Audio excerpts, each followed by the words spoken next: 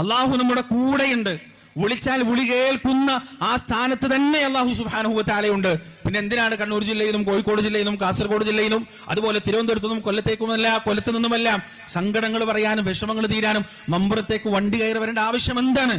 മടവൂരിലേക്ക് വണ്ടി കയറി പോകേണ്ട ആവശ്യം എന്താണ്? ഉള്ളാളത്തേക്ക് വണ്ടി കയറി പോകേണ്ട ആവശ്യം എന്താണ്?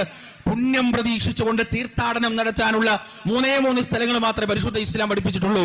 അതൊന്ന് മക്കത്താണ്. ഒരു വഖ്ത് നിസ്കാരത്തിന് 1 ലക്ഷം ഇരട്ടി കൂലി അവിടെ പ്രവാചകൻ സ്വല്ലല്ലാഹു അലൈഹി വസല്ലം പഠിപ്പിച്ചു തന്നിട്ടുണ്ട്.